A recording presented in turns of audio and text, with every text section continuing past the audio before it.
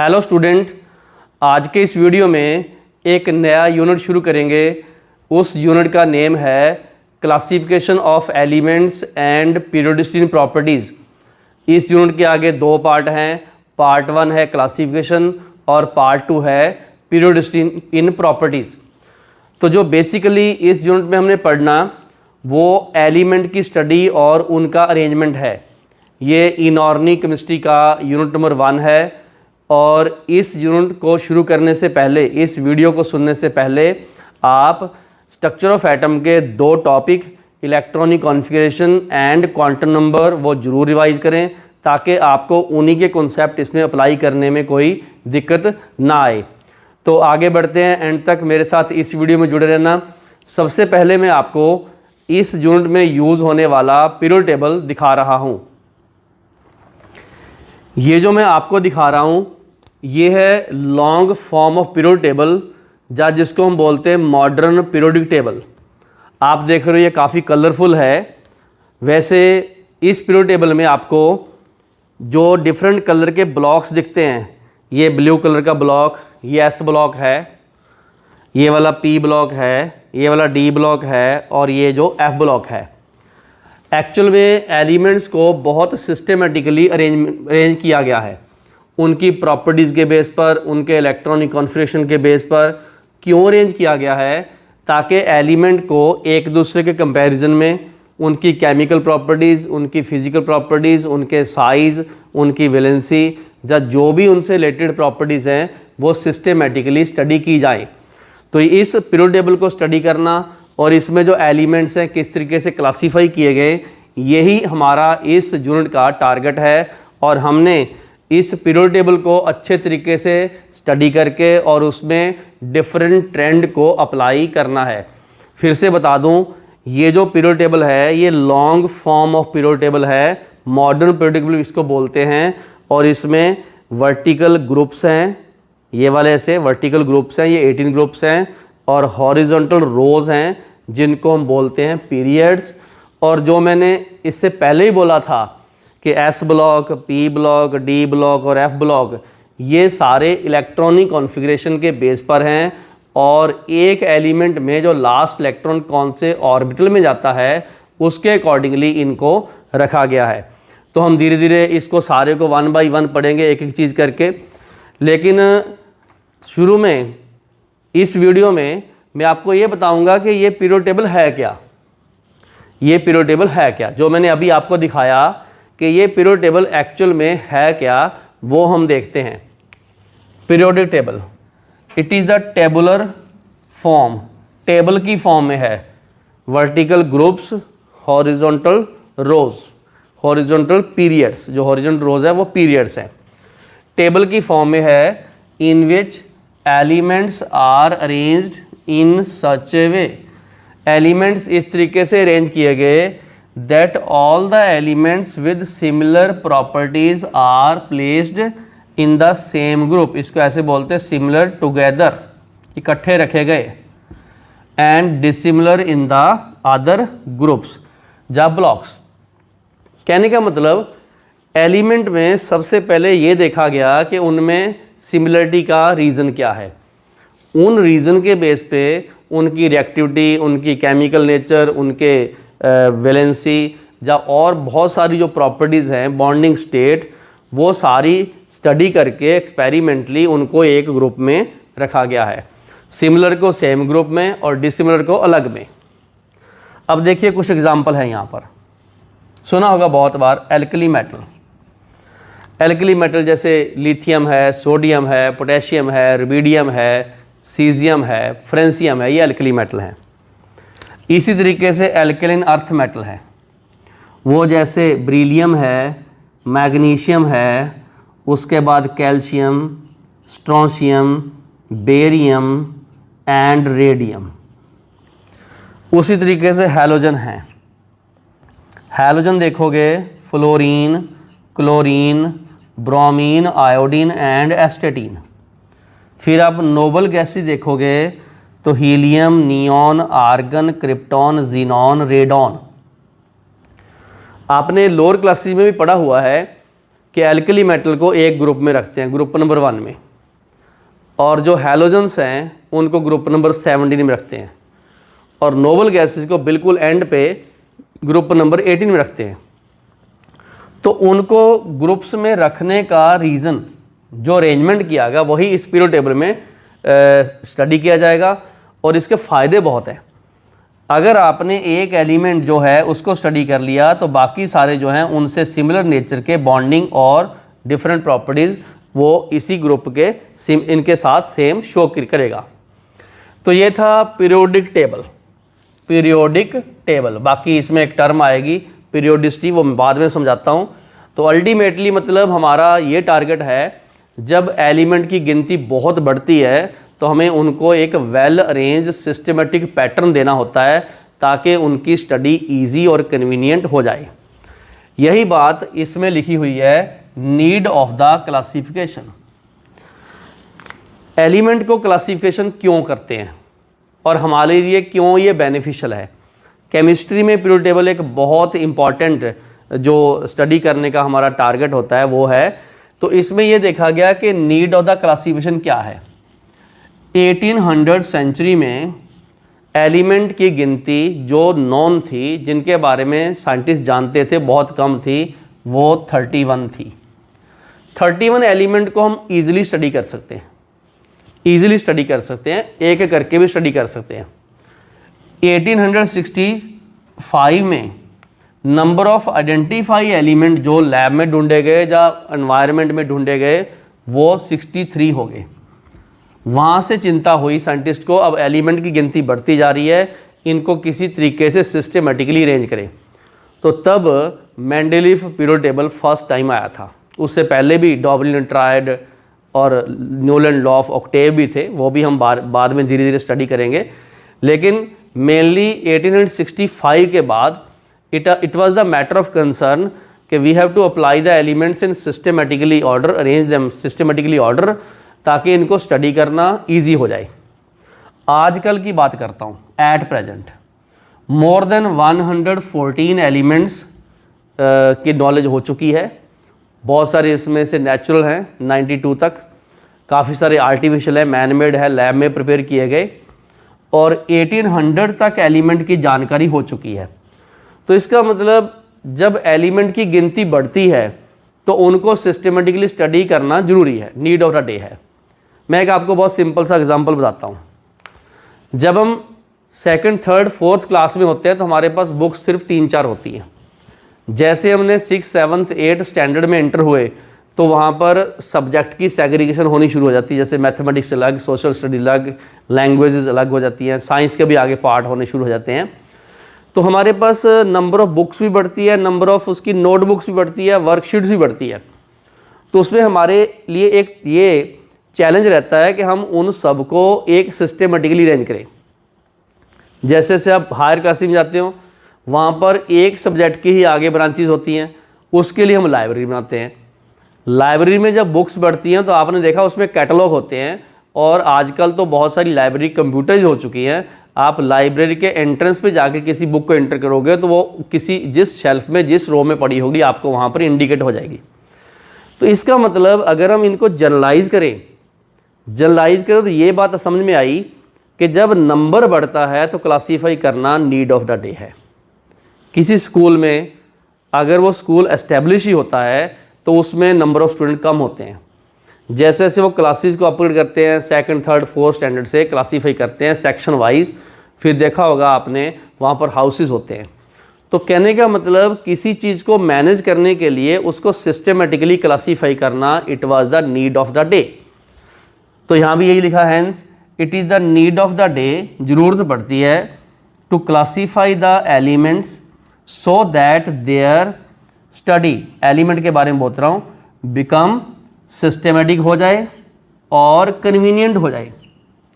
आप एक एलिमेंट को स्टडी करके 5 और साथ में स्टडी कर पाओ, उसके बाद फ्यूचर में जितने एलिमेंट और डिस्कवर होने हैं उनकी पोजीशन के बारे में पहले ही पता हो कि ये यहाँ आएगा, इसके साथ मैच करेगा। तो थोड़ा सा एडवांस प्लानिंग है ये एलिमेंट की क्लासिफिकेशन के बारे में। तो आप लोगों को मैंने ये चीज़ बताई, फिर से बता दूं, इस पीरियोडिक टेबल को क्लासीफाई करना, इसके एलिमेंट को क्लासीफाई करना, स्टडी करना, ये बार बार आपको इसलिए दिखा रहा हूँ क्योंकि इस पीरियोडिक टेबल में जो एलिमेंट्स हैं वो अरेंज किए गए हैं वर्टिकल ग्रुप्स में, ये सारे 18 हैं। हॉरिजॉन्टल रोज में ये पीरियड हैं 7 और ब्लॉक्स उसके 4 हैं, S block, P block, D block and F block. तो ये हमने ड्रॉ करना भी सीखना है, इसके बहुत शॉर्टकट फंडे हैं, निमोनिक्स हैं। तो इन चीज़ों को हमने इलेक्ट्रॉनिक कॉन्फ़िगरेशन और क्वांटम नंबर के बेस पर स्टडी करना, और ये ध्यान रखना इसको स्टडी कर लिया तो ये गागर में सागर है। बहुत बड़ी चीज़ हमने छोटे से एरिया में इसमें स्पेसिफाई की है, तो ये आगे आगे ये बहुत इंटरेस्टिंग है। बढ़ते हैं आगे। और तो इसके नेक्स्ट सेक्शन में आप लोग वीडियो का ये पार्ट जो मैंने अभी आपको बताया, ये पार्ट एक बार उतार लो, इसको समझो, नोट करो हर चीज़ को, ऐसे बहुत सारे आगे फैक्ट्स आने हैं। तो आगे चलते हैं कि कॉज ऑफ पीरियोडिसिटी या एलिमेंट्स में कुछ ऐसी और प्रॉपर्टीज़ मैं करवाने वाला हूँ, मैजिक नंबर वगैरह। तो चलते हैं इसके नेक्स्ट पार्ट में, कुछ नई बातें। तो इस पार्ट में पीरियोडिक टेबल के बारे में और क्लासिफिकेशन ऑफ एलिमेंट के बारे में कुछ और नई बातें करते हैं। उनमें से एक बहुत इंपॉर्टेंट है मैजिक नंबर, दूसरा है पीरियोडिसिटी और तीसरा है कॉज ऑफ पीरियोडिसिटी। ये तीनों बातें पीरियोडिक टेबल में बहुत इंपॉर्टेंट हैं। सबसे पहले करते हैं मैजिक नंबर। ये मैजिक नंबर समझने से पहले यहाँ पर मैंने पीरियोडिक टेबल में ग्रुप नंबर 1 के एलिमेंट को लिखा हुआ है। ये ग्रुप नंबर के एलिमेंट है hydrogen, lithium, sodium, potassium, rubidium, caesium, francium. ये आपको मॉड्यूल में भी और रूटीन में भी यहाँ पर एलिमेंट आपको लिखे मिलेंगे। ये देखो, ये वाले element hydrogen, lithium, sodium, potassium, rubidium, caesium, francium. कुछ बातें समझनी है पहले हमने। हाइड्रोजन का एटॉमिक नंबर 1 है, उसके लिए हमने इलेक्ट्रॉनिक कांस्टेंट लिखा हुआ है 1s1। मैंने पहले बोला क्लासिफिकेशन ऑफ एलिमेंट से पहले आप लोगों को इलेक्ट्रॉनिक कॉन्फ़िगरेशन और क्वांटम नंबर जो हैं वो पक्का आने चाहिए, वो रिवाइज कर लेना और अच्छा लगेगा। लिथियम एटॉमिक नंबर 3 He2 ये पावर को ऐड कर लिया करो, ये आता है ये वाला। सोडियम में नियॉन 10 3s1, पोटेशियम में आर्गन 18 4s1, रुबिडियम में क्रिप्टॉन 36 5s1, सीजियम में जिनॉन 6s1, फ्रेंसियम में रेडॉन 86 7s1। ठीक है, आप ये देखो कि जब मैं ग्रुप 1 से टॉप टू बॉटम चलता हूँ, मैंने इन एलिमेंट्स को याद करवाने का एक निमोनिक्स भी बनाया हुआ है, ये आपकी हेल्प करेगा। हालीना की रुबीना से फ्रेंडशिप, आप साइड में कहीं नोट कर लो यहाँ पर। हालीना की रुबीना से फ्रेंडशिप, हालीना की रुबीना से फ्रेंडशिप। तो ये एलिमेंट इस तरीके से याद हो गए। अब एक चीज़ जो नोट करने वाली है वो ये है, 1 और 3 में डिफरेंस 2 का है। मतलब 3 में से 1 माइनस करोगे 2, 11 में से 3 करोगे 8, 19 में से 11 करोगे 8। इस तरीके से ये गैप आपके सामने आ गया। 2 8 8 18 18 32। फिर से बोलिए 2 8 8 18 18 32। तो ये एक फिक्स इंटरवल है, फिक्स गैप है। पहले एलिमेंट और दूसरे में 2 का गैप। इधर से भी हमने देखना है कि ये जो पीरियड है वो 1 में होना चाहिए। अगर वो 2 में है तो वो 8 से शुरू हो जाएगा। ठीक है, तो हमने ये देखा कि पहला और दूसरे में 2 का, दूसरे और तीसरे में 8 का, देन इसमें 8 का, फिर 18 का, 18 18 32 और इवन इसके बाद वाला भी निकाल लेंगे हम लोग। प्रपोज भी निकाल लेते हैं। फ्यूचर में जितने भी एलिमेंट डिस्कवर होने वाले हैं उनकी पोजीशन पहले ही हम दे सकते हैं कि इसके बाद क्या आएगा। ये कुछ ऐसे क्वेश्चन इफ बट वाले बाद में करेंगे, पहले इसको समझ ले जो हमारे पास है। क्या देखा हमने? It is the definite gap, it is the definite gap between atomic number of the elements. ठीक है, ऑफ एलिमेंट्स। ओके, इंटरवल है ये, gap means interval on moving from top to bottom. Top to bottom in a group, group means vertical column, ये vertical column है।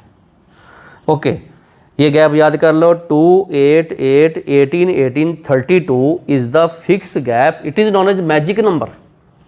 तो तुम्हें पूछा जाता है मैजिक नंबर है क्या, पहले तो हम मैजिक नंबर क्या है, ये नंबर दिए हों, और एक्चुअल में क्या है, ये डेफिनेट गैप है, फिक्स गैप है, इंटरवल है किसी भी दो एलिमेंट के बीच में जब हम टॉप टू बॉटम मूव करते हैं।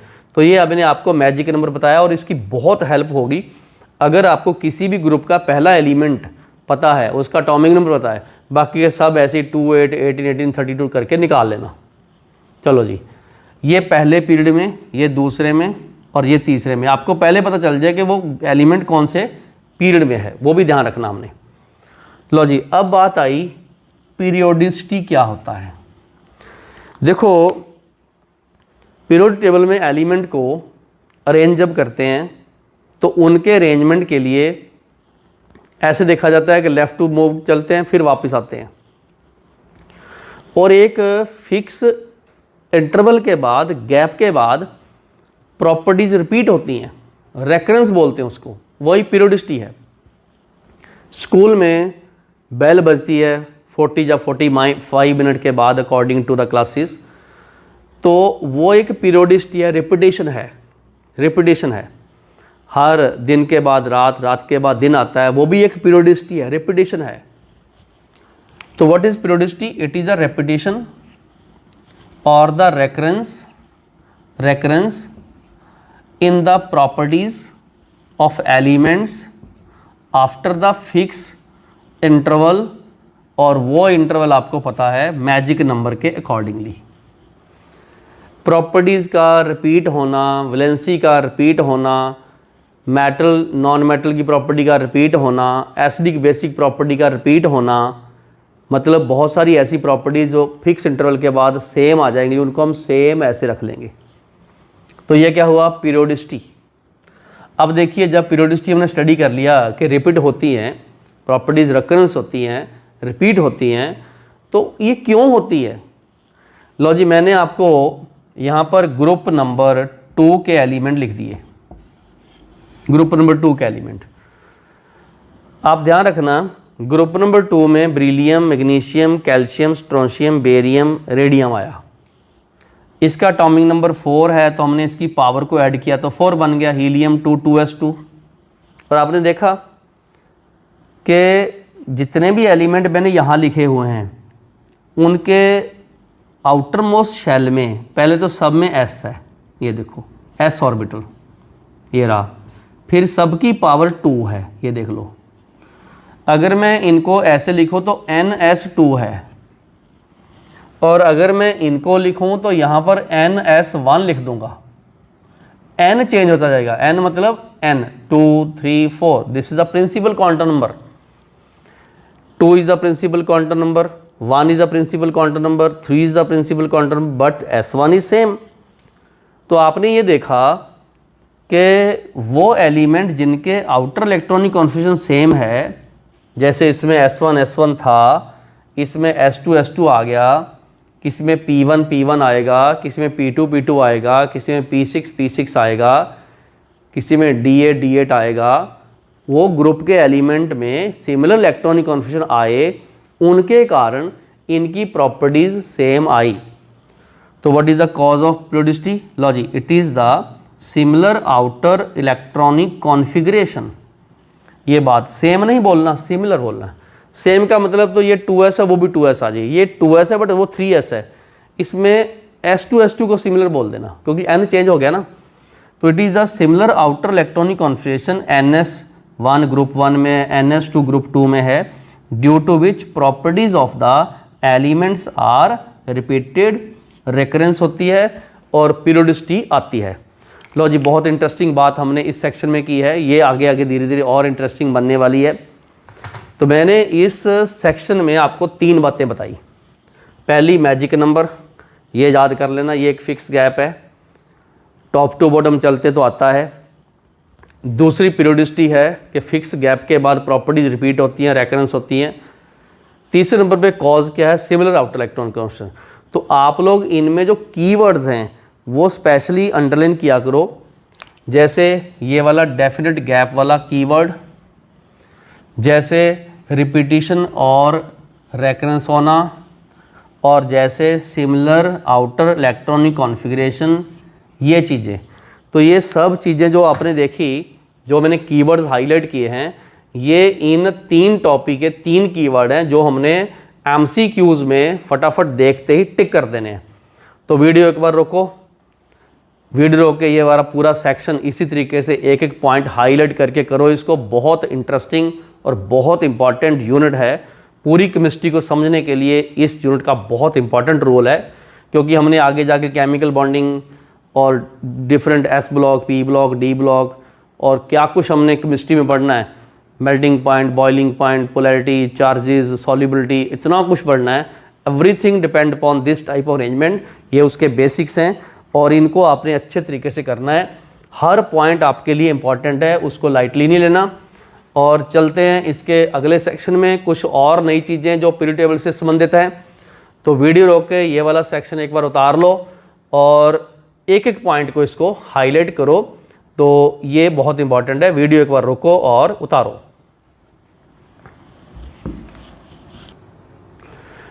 तो इस सेक्शन में हम ये सीखेंगे कि जो मैंने आपको बार बार ये वाला पीरियड टेबल दिखाया, जिसमें लिखा हुआ है कि लॉन्ग फॉर्म पीरियड टेबल, और जो बिल्कुल लेटेस्ट और सिस्टमेटिक है, यहाँ तक पहुँचने से पहले कौन कौन से डिफरेंट अटैम्प्ट डिफरेंट साइंटिस्ट ने किए ताकि ये फाइनली जो बेस्ट पीरियड टेबल तक पहुँचे। तो इस टॉपिक में हम देखेंगे historical development of period table. हालांकि वो इतना इम्पॉर्टेंट नहीं है, बट फिर भी हमने क्या करना है कि हर एक डेवलपमेंट का बेसिक फीचर और जो उसकी लिमिटेशन है वो हम डिस्कस करके आगे आगे बढ़ना है। बट इमीडिएटली हमने डिस्कस ये वाला करना डिटेल। ध्यान रखना कुछ बातें इनमें से आपको ऐसी दिखेंगी जो हमारी अप्रोच से बाहर होंगी। जो सिस्टमेटिक है वो ये वाला टेबल है, ठीक है। तो यहाँ तक पहुँचने से पहले जो अटैम्प्ट किए गए उनमें से सबसे पहले है डॉबरिनर ट्राइड।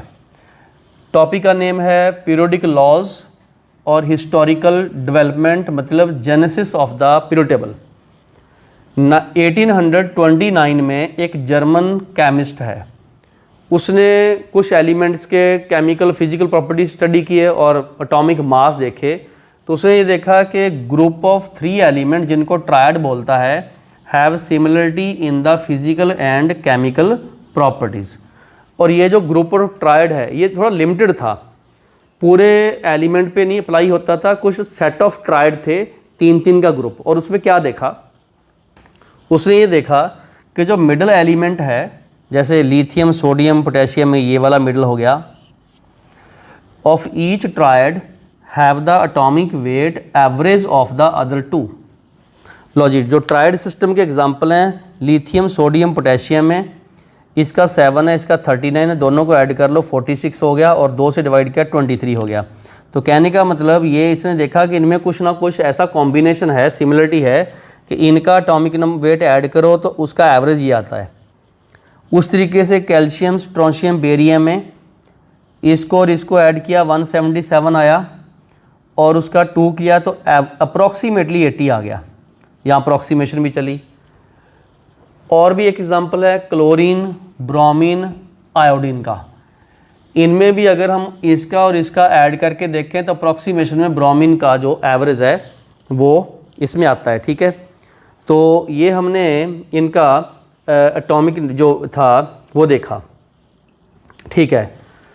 अब ये फेल क्यों हो गया, क्योंकि ये लिमिटेड टू फ्यू एलिमेंट्स था, लिमिटेड टू फ्यू एलिमेंट्स था। और इसमें सिमिलरिटी भी डिफाइंड, उसको सिमिलरिटी का कॉज भी डिफाइन नहीं किया, सिमिलरिटी जो थी उसका कॉज भी डिफाइन नहीं किया। ये तो था डॉबरिनर ट्रायड सिस्टम, ठीक है। तो आप लोग एक बार डॉबरिनर ट्रायड सिस्टम जो है उसको एक बार नोट कर लीजिएगा। और एक चीज़ और मैं यहाँ थोड़ी करेक्शन करने जा रहा हूँ, प्लीज़ ये 88 लिख लो, 88, ठीक है, 88 लिख लो, हाँ, क्योंकि इसका एवरेज 88 के आसपास आता है, ये नोट कर लीजिए, करेक्शन कर लीजिएगा प्लीज़। तो अब एक सेकंड अटैम्प्ट और आया सेकंड अटैम्प्ट और आया, वो है सिलेंड्रिकल टेबल।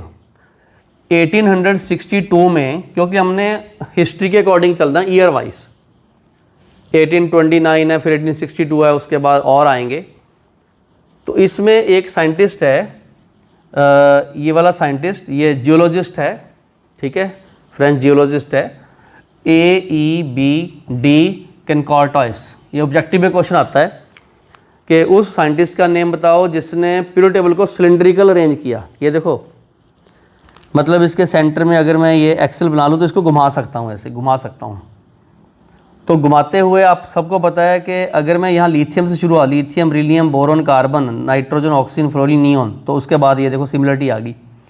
तो इसने एक ट्राई की कि उस रिपीटिशन को एक सिलेंड्रिकल ले आया, क्योंकि प्रॉपर्टीज़ रिपीट होनी थी, एक के बाद रिपीट क्या होती है, साइकिल में होती हैं, घूमती है ऐसे। तो उसने एक ट्राई की ये वाली। तो element arranged in order of atomic weight and 3D cylindrical table is designed, but ये इतना अच्छा अटैम्प्ट नहीं था, it was a failed attempt. थोड़ा सा कई बार हमें क्वेश्चन में नॉर्मली ये आता है कि पहली बार किसने किया, तो it is the first attempt, it is the first attempt, मतलब पहली बार एलिमेंट को अरेंज करने की एफर्ट डॉबरिनर की एफर्ट थी। अब इसके बाद हम न्यूलैंड जो है, न्यूलैंड लॉ ऑफ ऑक्टेव, वो भी करते हैं। उसके बाद हम मेंडलीफ भी करेंगे, लोथरमेयर भी करेंगे, पीरियोडिक टेबल दूसरे वाला जो मॉडर्न लॉन्ग फॉर्म वो भी करेंगे। तो अब आप एक जो ये वाला सेक्शन मैंने अभी इस पे आपको डिस्कस करवाया है, ध्यान रखना ये वाला जो सेक्शन है ये थोड़ा सा हिस्टोरिकल चलेगा। इसमें जो जो पॉइंट हमने लिखे हैं बस उतने ही आपको करने हैं, फालतू डिटेल में नहीं जाना, क्योंकि इलॉजिकल बातें हैं सारी। मेन तो ये वाला है पीरियोडिक टेबल जिस पे हम टाइम लगाएंगे और जिसको हमने समझना है, ये वाला पीरियोडिक टेबल, क्योंकि ये सिस्टमेटिक बहुत है, आपकी नॉलेज को और अप्लाई करवाएगा।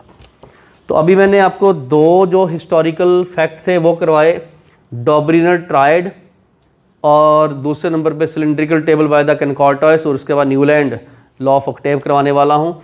तो आप एक बार वीडियो रोको, वीडियो रोक के ये वाला सेक्शन उतारो कंप्लीट, और चलते हैं नेक्स्ट जो हिस्टोरिकल डेवलपमेंट है उसको डिस्कस करते हैं, उसके कुछ फैक्ट डिस्कस करते हैं जो हमने यूज़ करने हैं MCQs में। तो इस सेक्शन में हम दो और पीरियोडिक लॉ डिस्कस करेंगे। उनमें से एक है law of octave, Newland law of octave बोलते हैं, और दूसरा है मेंडलीफ पीरियोडिक लॉ। दोनों 1 बाय 1 डिस्कस करते हैं। 1865 में एक ब्रिटिश इंग्लिश केमिस्ट है J.A. Newland, John Alexander Newland. इसने क्या किया कि कुछ एलिमेंट को स्टडी किया, मतलब थोड़े ज़्यादा एलिमेंट को स्टडी किया, और स्टडी भी किया on the basis of atomic wait. उसने कुछ ऐसा देखा, ये ज़्यादा हायर एलिमेंट पे अप्लाई नहीं होता था, ये कैल्शियम तक अप्लाई होता था, मतलब एटॉमिक वेट जिसका 40 है वहाँ तक। तो क्या देखा उसने ये देखा कि जैसे हमने एटॉमिक वेट के बेस पर है, ये जो ऑर्डर है ये एटॉमिक वेट के बेस पर है, lithium, beryllium, boron, carbon, nitrogen, oxygen, fluorine, मतलब यहाँ देखो 1 2 3 4 5 6 7, और ये 8वां एलिमेंट पहले से मैच करता है। मतलब ऐसे लिखा हुआ है, elements are ranged in order of atomic weight and found that every 8th element, हर 8वां element had the property similar to first. ये 8वां इससे मैच करता है। यहाँ से गिनना शुरू करें, इसको 1 माने, 1 2 3 4 5 6 7, फिर 8th, इसको फर्स्ट मानोगे फिर 8वां। तो लिथियम, सोडियम, पोटेशियम में सिमिलरिटी है, और इसको ऑक्टेव बोला, मतलब 8 का ग्रुप, सिमिलर टू द सारे गामा पादा NISA 8 notes of the music, उसके अकॉर्डिंगली इसने अरेंज किया था, मतलब हमने उसको सिमिलर माना। तो ये फर्स्ट है और ये 8वां है, अगर ये फर्स्ट है तो ये 8वां है। तो इस तरीके से ये बन गया Newlands law of Octave. Octave means 8 का ग्रुप। ठीक है, क्लियर हो गया। तो ये बहुत एक छोटा सा अटैम्प्ट था, बट ये भी फेल हो गया क्योंकि ये हायर पे अप्लाई नहीं होता था पहले तो, दूसरे नंबर पे इसका लॉजिक कोई नहीं था, कोई भी इसको साइंटिफिकली प्रूफ, एक्सपेरिमेंटल प्रूफ कोई नहीं था, मीन्स पीरियोडिसिटी का कॉज अनडिफाइंड था। उसके बाद आ गया 1869 में, 65 के बाद 69, रशियन साइंटिस्ट है दिमित्री मेंडलीफ। वैसे इससे पहले 1868 में एक लोथरमेयर साइंटिस्ट था, उसने एलिमेंट के atomic volume, melting point, boiling point को अरेंज किया था एटॉमिक वेट के साथ, मतलब केमिकल एंड फिजिकल प्रॉपर्टीज़ को अरेंज किया था। लेकिन जो उसने काम किया था दैट वाज अनपब्लिश्ड, और मेंडलीफ ने उस काम को पब्लिश किया अपने नेम पे। और ये एक लॉ है, क्या लॉ है? एटॉमिक प्रॉपर्टीज़ जिसमें फिजिकल और केमिकल प्रॉपर्टीज़ आती हैं, ठीक है, they are the periodic function of their atomic weight. उसका कहने का मतलब अगर हम एलिमेंट्स को एटॉमिक वेट के बढ़ते हुए क्रम में अरेंज करें तो after regular interval atomic weight के बाद उनमें भी सिमिलरिटी आती है। पीरियोडिक फंक्शन मतलब रिपीटिशन, ये थोड़ा सा टेक्निकल लैंग्वेज है। Atomic properties physical and chemical are the periodic function of the atomic weight, मतलब उसमें जो पीरियोडिसिटी है वो एटॉमिक वेट के अकॉर्डिंग आएगी, periodic function of atomic weight, ठीक है। एटॉमिक वेट को अरेंज करोगे तो आफ्टर रेगुलर इंटरवल के बाद उसमें आई थी। इसके कुछ मेन फीचर है, it is applied to more than 63 elements, मतलब अगर हम पीरियड टेबल का फादर ऑफ पीरियड टेबल बोले तो यही है, क्योंकि पूरे वर्ल्ड में जो काम इसने किया था that was praised by every scientist. तो more than 63 element to relate the melting point, then the boiling point, even the atomic volume, जो फिजिकल प्रॉपर्टीज़ हैं, with the help of Lothar Meyer जो काम किया था उसकी सपोर्ट से। मेंडलीफ का जो पीरियड टेबल बनाया इसने उसमें 1 to 8 ग्रुप्स हैं और एक जीरो ग्रुप भी है। वैसे उसके टाइम पे नोबल गैसेस की डिस्कवरी इतनी नहीं थी, बट इसने काम किया, ऐसा स्टडी किया कि कुछ फ्यूचर के आने वाली एलिमेंट के लिए इसने स्पेस खाली छोड़ दिए। आगे मैं और बताऊंगा फीचर्स। तो हर ग्रुप को आगे ए बी लिखा हुआ है, जैसे कई बार आप इसका पीरियड टेबल देखोगे वहाँ पर लिखा होगा 1A, ऐसे 1B भी होगा, 7A एंड 7B भी होगा, इस तरीके से। तो वो जो आगे ये जो रोमन में लिखे 1 to 8, ये आगे ए बी में की फॉर्म में इसको सब ग्रुप बोलते हैं, ठीक है। तो एक्सेप्ट 8 नहीं है, बाकी सारे हैं। तो ऐसे भी क्वेश्चन आते हैं कि मेंडलीफ के जो ग्रुप नंबर है 1A और आजकल में क्या बोलते हैं, आप देखना मैं पीरियड टेबल में आपको ऐसे दिखाऊंगा भी। ये जो आप देखोगे यहाँ पर जो 1A लिखा हुआ है ये आजकल का 1 है, यहाँ 2A लिखा आजकल का 2 है। तो काफ़ी चीज़ें मेंडलीफ पीरियड टेबल में से उठाई गई हैं। तो कई बार क्वेश्चन आते हैं, जब हम लोग इसको पीरियड टेबल को डिस्कस कर लेंगे तो बाद में इसके क्वेश्चन हम करेंगे। तो ये 1A, 1B, 7A और 7B ये चीज़ें भी इसमें डिस्कस की गई थी। तो ये सेक्शन एक बार वीडियो का रोको, ये वाला पार्ट आराम से नोट कीजिएगा। मैं इस मेंडलीफ पीरियड टेबल के कॉज ऑफ फेलर और दूसरे नंबर पे कुछ और फीचर भी इसके बताता हूँ, इसके मेंडलीफ पीरियड टेबल के। तो एक बार वीडियो का ये सेक्शन आप रोक लो और करते हैं मेंडलीफ पीरियड टेबल के ही कुछ इंपॉर्टेंट पॉइंट। ज़्यादा डिटेल में नहीं जाना, मैंने पहले बोला हुआ है कि हमने अल्टीमेट जो इसके बाद 5वां आना है लॉन्ग फॉर्म पीरियड टेबल, उसी पे ही जाके डिटेल स्टडी करनी है। ये तो हमारा एक फॉर्मेलिटी से एक पार्ट है, लिंक करने के लिए हिस्टोरिकल डेवलपमेंट है, ठीक है। तो नोट करते जाओ जितना भी मैं बोलता जाता हूँ और लिखाता जाता हूँ।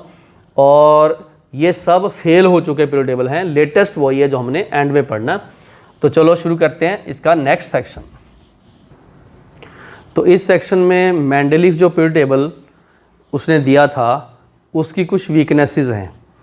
हमारे सिलेबस में मेंडलीफ पीरियड टेबल को पूरा डिफ़ाइन करना, एक्सप्लेन करना नहीं है, बट उसमें जो वीकनेसेस है उसको डिस्कस करके हमने आगे जो लेटेस्ट मॉडर्न पीरियड टेबल है उसको हमने स्टडी करना है। तो जो मेंडलीफ पीरियड टेबल में वीकनेसेस थी, जो उसमें ये मान के चलें क्यों फेल हुआ, उसके 3-4 कारण हैं। पहला, कॉज ऑफ पीरियोडिसिटी एक्सप्लेन ही नहीं हुआ कि वो जो एटॉमिक वेट के बाद एक डेफिनेट इंटरवल के बाद प्रॉपर्टीज रिपीट हो रही थी वो एक्सप्लेन ही नहीं हुई। क्योंकि पीरियोडिसिटी जो है वो तो इलेक्ट्रॉनिक कॉन्फ़िगरेशन की बेस से आती है। उस टाइम पे इलेक्ट्रॉनिक कॉन्फ़िगरेशन वाला जो कॉन्सेप्ट था वो डेवलप नहीं था। कुछ एलिमेंट की पोजीशन उसमें एबनॉर्मल आ गई, मतलब जिस जगह पे वो एक्चुअल होने चाहिए थे वो आगे पीछे शिफ्ट हो गए। और सबसे बड़ा जो कॉज ऑफ फेलर है वो ये है कि मान लो हमारे पास यहाँ पर 1H1 है और 1H2 है और 1H3 है, ये तो इसके 3 आइसोटोप हो गए। मेंडलीफ के पीरियोडिक टेबल के टाइम आइसोटोप की डिस्कवरी नहीं हुई थी। आइसोटोप की डिस्कवरी हुई थी 1911 और 13 के पीरियड में, तब तक तो ये चला। तो जब आइसोटोप्स आए उनके एटॉमिक वेट देखो, एक एलिमेंट के 3 आ गए, तो इसका मतलब ये हुआ कि जब आप एटॉमिक वेट के बेस पे अरेंज करोगे तो इन एक ही एलिमेंट को 3 पोजीशन चाहिए। तो उससे जो मेंडलीफ का पीरियोडिक टेबल था वो बहुत कॉम्प्लिकेटेड हो गया, उसी के कारण ये फेल हुआ। तो position of the isotope different mass number need different positions due to different atomic masses, atomic mass, ठीक है, and periodic table become complicated. तो उससे क्या हुआ, ये पीरियोडिक टेबल फेल हो गया और बाद में कुछ नई बातें ऐसी आई जिससे एक मॉडर्न पीरियोडिक लॉ और long form periodic table develop किया गया। तो अब लास्ट जो हमने लेटेस्ट पीरियोडिक टेबल जो बार बार मैं आपको दिखाता हूँ, उसमें जो लॉ लगा वो था मॉडर्न पीरियोडिक लॉ। अभी स्टेटमेंट यहाँ नहीं लिखी, लेकिन इसका बेसिस मैं आपको बताने जा रहा हूँ कि इसका बेसिस क्या है। ध्यान से सुनिए। 1913 में एक साइंटिस्ट है मॉज़ले साइंटिस्ट ने एटॉमिक नंबर को खोज की थी। एटॉमिक नंबर मतलब एक न्यूक्लियस के ऊपर कितने यूनिट पॉजिटिव चार्ज हैं, उनकी डिस्कवरी इसने की थी। मतलब atomic number term is defined explained by Moseley. बहुत इंपॉर्टेंट इसका रोल है। क्या करता था वो, उसने डिफरेंट एलिमेंट के एक्सरे स्पेक्ट्रम स्टडी किए। अब सोचो एक्सरे स्पेक्ट्रम कैसे आए। कैथोड रे की बम्बार्डमेंट करते हैं तो एलिमेंट में से एक्सरेज निकलती हैं ड्यू टू एमिशन, ठीक है, ये ध्यान रखना। अगर आप एक्सरे का सोर्स पूछो तो हैवी एलिमेंट के ऊपर कैथोड रे की बम्बार्डमेंट करते हैं तो उसमें से जो इलेक्ट्रॉन है वो एक्साइट होके जब डी एक्साइट होते हैं तो उसका स्पेक्ट्रम आता है। तो एक्सरे का स्पेक्ट्रम देखा उसने, एक्सरे का spectrum of different element. Different element का एक्सरे डिफरेंट होगा। उसने जब स्टडी किया और रिलेट किया, क्या रिलेट किया, फ्रीक्वेंसी को विद द एटॉमिक नंबर। ये वो एनर्जी वाले फार्मूले से आते हैं, सारे एनर्जी वाले फार्मूले से आते हैं। मैं अगर आप थोड़ा सा आपको हिंट बताऊं, यहाँ देखो एनर्जी है En, ठीक है। एनर्जी क्या होती है, एनर्जी तो फ्रीक्वेंसी है, h nu is equal to और माइनस के इधर है जेड का स्क्वायर और डिवाइडेड बाई एन का स्क्वायर है। मान लो एन आपने एक ले लिया, तो अगर आप जेड और न्यू में रिलेशन देखोगे तो ऐसे ही आएगा, रूट न्यू और इक्वल टू जेड, ऐसे आएगा कुछ, ठीक है। माइनस का प्लस कर दोगे उससे साथ रिलेट हो जाएगा। तो ये चीज़ें उसने ये फ्रीक्वेंसी और जेड को रिलेट किया, उसने फ्रीक्वेंसी और जेड को रिलेट किया, ठीक है। एक फार्मूला दे दिया, इसको बोलते हैं मॉज़ले इक्वेशन। लो जी, क्या बोलते हैं, मॉज़ले इक्वेशन, इसको बोलते हैं मॉज़ले इक्वेशन, ठीक है। ये लोग क्या देते हैं, मॉज़ले इक्वेशन, ठीक है। इस मॉज़ले इक्वेशन में root of the frequency is related with the atomic number, और यहाँ पर जो ए एंड बी हैं वो डिफरेंट कांस्टेंट्स हैं और डिफरेंट लाइंस के लिए। तो आपने ये देखा कि फ्रीक्वेंसी और जेड में रिलेशनशिप है, कोई ना कोई फ्रीक्वेंसी और जेड में रिलेशनशिप है। जो इनके प्लस माइनस साइन है वो ए में छिपे हुए हैं। बस अभी तो हमने ये देखा कि इस फ्रीक्वेंसी और जेड का कोई रिलेशनशिप है, मतलब frequency is related to atomic number, ठीक है। और फ्रीक्वेंसी से आगे आते स्पेक्ट्रम, उनसे आगे आती हैं केमिकल फिजिकल प्रॉपर्टीज़। तो बेसिकली यहाँ से इसने एक्सप्लेन किया क्या, it is the atomic number Z but not atomic weight on which chemical and physical properties actually depends. उसने ये डिफाइन कर दिया, एक्सप्लेन कर दिया, पूरे वर्ल्ड को बता दिया कि आप एटॉमिक वेट को रिलेट करना छोड़ो, ये इतना ऑथेंटिक नहीं है, क्योंकि आपको पता है कॉज ऑफ पीरियोडिसिटी नहीं पता। लेकिन ये बेस्ट होगा अगर आप एलिमेंट को अरेंज करोगे on the order of increasing atomic number. तो यहाँ से फर्स्ट टाइम एलिमेंट को एटॉमिक नंबर के बेस पे अरेंज करना शुरू किया, और वो था मॉडर्न पीरियोडिक लॉ। मैं इसके अगले सेक्शन में आपको लिखाता हूँ मॉडर्न पीरियोडिक लॉ है क्या और उसके यूजेस क्या हैं। तो आप लोग एक बार इतना पार्ट जो मैंने इसी सेक्शन में उतारा, ये लिखा है, इसको आप उतारो, नोट करो और चलते हैं आगे। मॉडर्न पीरियोडिक लॉ की स्टेटमेंट लिखते हैं और उसमें एक्चुअल में क्या चीज़ इसने डिफ़ाइन की वो मैं बताता हूँ इसके अगले सेक्शन में, मॉडर्न पीरियोडिक लॉ की स्टेटमेंट। तो इस पार्ट में जो पीरियोडिक लॉ है वो लास्ट मॉडर्न पीरियोडिक लॉ है, उसकी स्टेटमेंट आपको बताता हूँ। इसके पिछले सेक्शन में मैंने ये बताया आपको कि एलिमेंट की प्रॉपर्टीज़ को डिफ़ाइन करना हो, एक्सप्लेन करना हो, उसके लिए एटॉमिक नंबर बेटर है। तो उसी के बेस पे लॉ में एक माइनर सा चेंज हुआ। वो क्या था?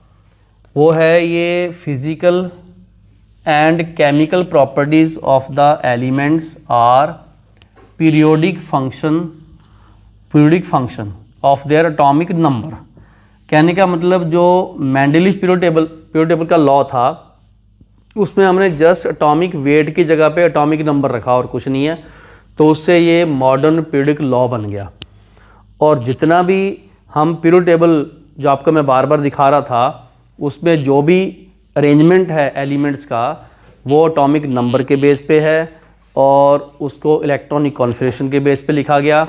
ये जो मैंने पीरियोड टेबल आपको पहले भी कई बार दिखाया, ये सारा इलेक्ट्रॉनिक कॉन्फ़िगरेशन सब शेल, क्वांटम नंबर के बेस पे है। और अल्टीमेटली अगर हम ये देखें कि ये किसके बेस पे है, तो ये मॉडर्न पीरियोडिक लॉ के बेस पे, दैट वाज गिवन बाय मोज़ले। तो फिर से इसकी स्टेटमेंट एक बार ध्यान से पढ़ लो, और वो ये है कि physical and chemical properties of the element are periodic function of their atomic number. इसका सिंपल लैंग्वेज में मतलब क्या है कि अगर आप एलिमेंट को एटॉमिक नंबर के बेस पे अरेंज करोगे तो उसमें एक पीरियोडिसिटी आएगी जिसका कॉज एक्सप्लेन्ड होगा, जिसका लॉजिकली कोई ना कोई रीज़न होगा। रीज़न यहाँ मैंने बताया आपको। देखो एटॉमिक नंबर किसके बराबर है? नंबर ऑफ इलेक्ट्रॉन के बराबर है। अगर आप एटॉमिक नंबर ढूंढते हो तो आपको नंबर ऑफ इलेक्ट्रॉन पता है, उस नंबर ऑफ इलेक्ट्रॉन से आप इलेक्ट्रॉनिक कॉन्फ़िगरेशन लिख सकते हो, उससे आप वैलेंसी निकाल लोगे और वैलेंसी से निकलेगी केमिकल प्रॉपर्टीज़। इसका मतलब ये जो पीरियोड टेबल है वो क्वांटम नंबर और इलेक्ट्रॉनिक कॉन्फ़िगरेशन के बेस पे है और उस पर अरेंज किया गया। तो बहुत सिस्टमेटिक है।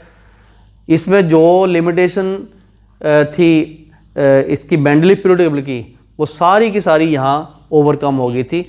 जैसे आइसोटोप की पोजीशन में कोई चक्कर नहीं है, वो एटॉमिक नंबर के बेस पे एक पोजीशन आएगी।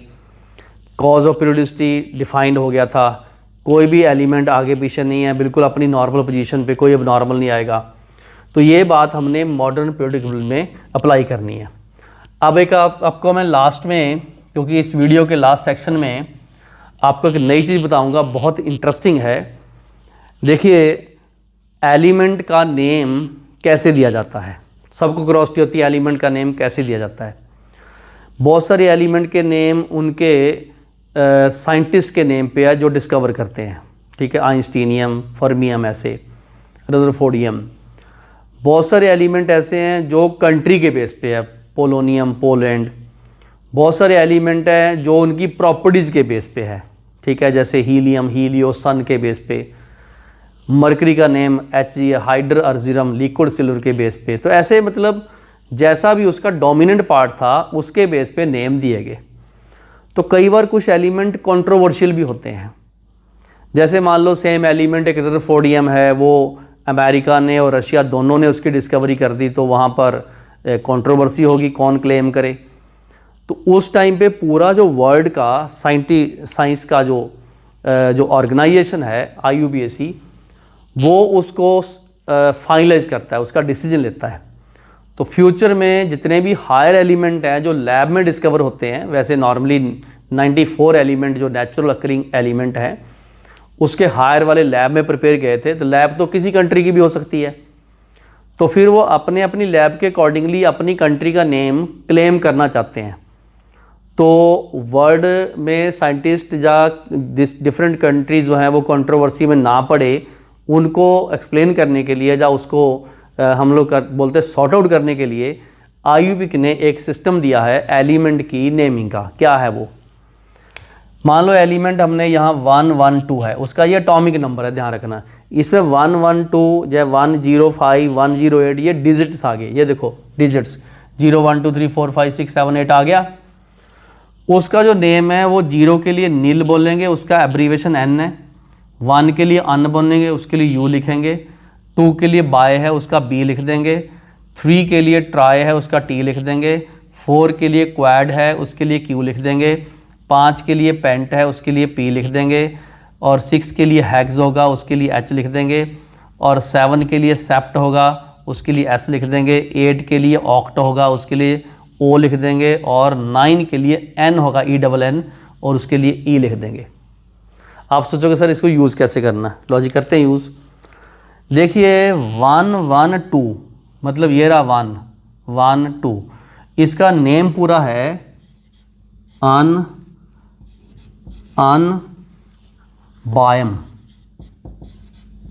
बायम मतलब सिंबल देखोगे तो उसका UB आएगा। 105 नील पेंटियम मतलब U और NP। 108 अनिल, ठीक है, अनिल, और O फॉर ऑक्टियम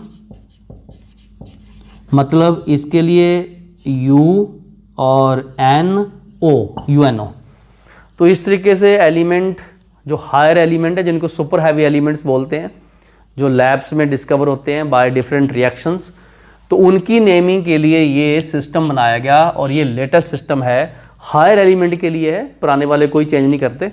तो हायर एलिमेंट के लिए ये इसका एटॉमिक नंबर है, और ये इसका नेम लिखा मैंने, और ये इसका बन गया सिंबल। तो इसके ऑब्जेक्टिव क्वेश्चन बहुत आते हैं, ये ध्यान रखना आपको।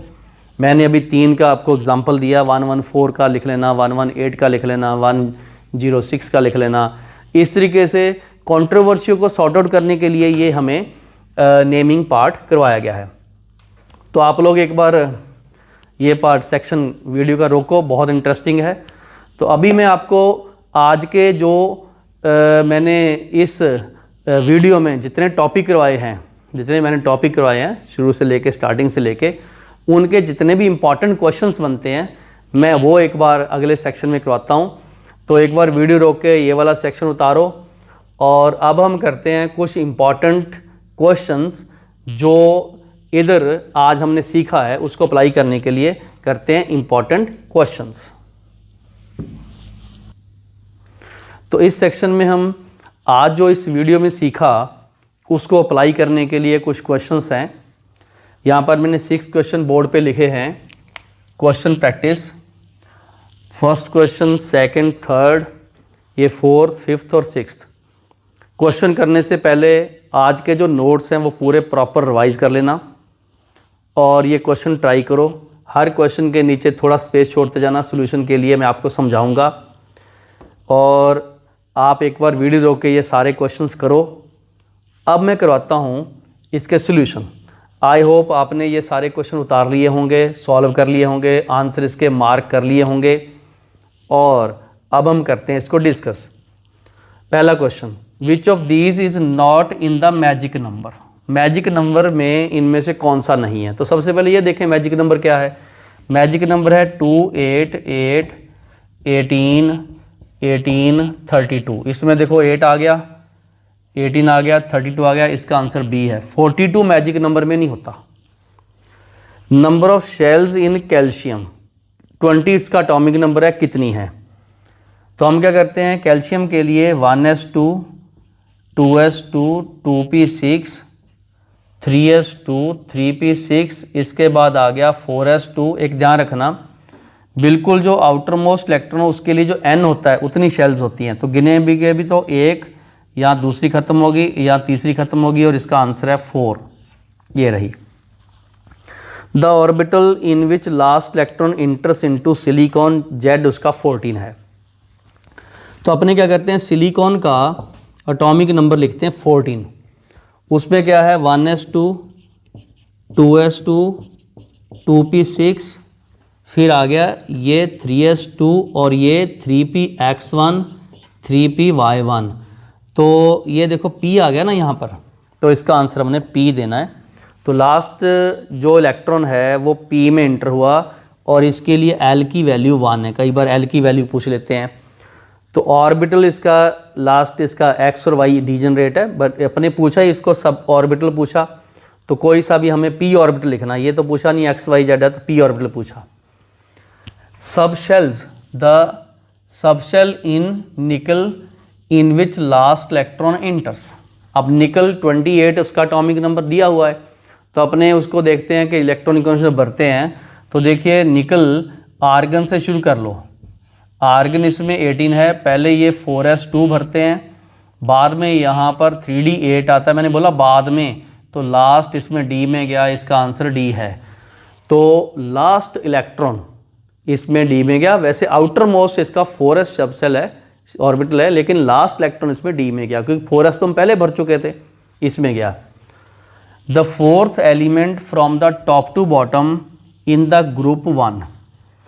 आप वो न्यूमेरिक्स याद कर लो, हलीना की, जैसे हलीना की, ठीक है, रुबीना से, ठीक है, फ्रेंडशिप, तो गिनोगे तो पहला, दूसरा, तीसरा, चौथा, तो आपको फोर्थ पूछा, तो इसका आंसर पोटेशियम है। ग्रुप नंबर 1 के एलिमेंट जैसे मैंने ये लिखे, इनमें से चौथा ये है, फर्स्ट हाइड्रोजन है, तीसरा सोडियम है, तो इस तरीके से में एलिमेंट के नंबर या टाइप पूछी जाती है। Sixth, symbol for the element atomic number 118। तो 118 के लिए आप इससे पिछला जो टेबल है वो देख लेना। 1 के लिए हम लिखते हैं अन, उसके लिए U, फिर 1 के लिए अन, उसके लिए U, 8 के लिए ऑक्ट, उसके लिए O, तो चेक कर लो UUO है, UUO, ये रहा D इसका आंसर। तो हमने आज ये क्वेश्चन सॉल्व कर लिए। आप लोग एक बार वीडियो रोको, वीडियो रोक के ये सारे क्वेश्चन चेक करो कि इसमें कोई मिस्टेक ना हो। हर मैंने सेक्शन इस पर अप्लाई करवा दिया और ये क्वेश्चन सारे चेक करो, कोई मिस्टेक ना हो। Thank you for joining photon education channel. आज के इस वीडियो में हमने classification of the element and periodic table, जो पीरियोडिसिटी प्रॉपर्टी है, उसका पार्ट 1 शुरू किया है। आगे और वीडियो मिलेंगे। तो आज हमने जस्ट एक historical development, cause of periodicity, nomenclature के बारे में सीखा है। मिलते हैं अगले वीडियो में। नेक्स्ट वीडियो में हम करेंगे मॉडर्न पीरियोडिक टेबल, उसके फीचर्स, उनकी प्रॉपर्टीज़, उनके एक एक ग्रुप और जो भी एलिमेंट का क्लासिफिकेशन है। बहुत इंपॉर्टेंट वीडियो है, मेरे साथ जुड़े रहना। वही जो हमने लेक्चर नंबर 2 करना है, सारे पूरे आपकी साइंस में जो केमिस्ट्री सीखोगे उसमें वो अप्लाई होना है। Thank you for joining photon education channel. मिलते हैं अगले वीडियो में। Have a nice day.